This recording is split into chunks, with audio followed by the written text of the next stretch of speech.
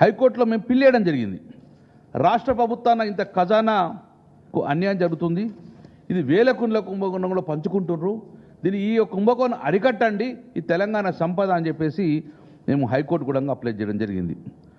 హైకోర్టులో ఇప్పటికీ 5 సార్లు 6 సార్లు ఇప్పటికి 15 సార్లు వాయిదా అడిగింది ప్రభుత్వం. 15 సార్లు ఇప్పటికీ వాయిదా అడుగుతూ వచ్చింది. కాంగ్రెస్ దోడిపై సీఎంకి, ఉత్తమ్ కుమార్ రెడ్డికి, సిఎస్కు వీళ్ళందరూ కూడా ఇచ్చేసి లాస్ట్కు రాతపూర్వకంగా మనము అధికారులకు ఇచ్చేసి కోర్టుల కూడా పోవడం జరిగింది.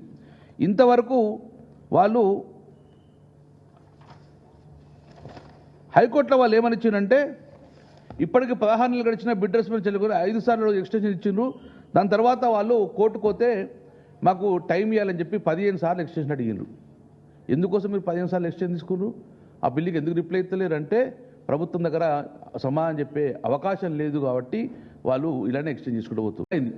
90 రోజుల టెండర్ కంప్లీట్ కావాలి, 605 రోజులైనా ఇంతవరకు టెండర్ కంప్లీట్ కాలేదు. ఏ ప్రభుత్వమైనా కానీ టెండర్ షెడ్యూల్లోనే రాస్తారు. 90 రోజుల తర్వాత ఒకవేళ మీరు ఈ టెండర్లో పాల్గొన్నది ఫెయిల్ అయితే గిట్ట మీరు డబ్బులు కట్టకపోతే ప్రభుత్వానికి మీ ఈఎండిని ఫోర్ఫిట్ చేస్తాం, రద్దు చేస్తాం. ఇది ఏ కండిషన్ ఉంటుంది, ఎక్కడైనా ఏ సంవత్సరం ఉంటుంది. కానీ 90 రోజుల తర్వాత వాళ్ళు 7,600 కోట్లు ప్రభుత్వ ఖజానా కట్టలేదు, ఇంతవరకు ఈఎండి ఫోర్ఫిట్ కాలేదు, ఇంతవరకు టెండర్ రద్దు కాలేదు. ఇప్పటి వరకు కూడా 605 రోజులు టెండర్ కంటిన్యూ అయితేనే ఉన్నది.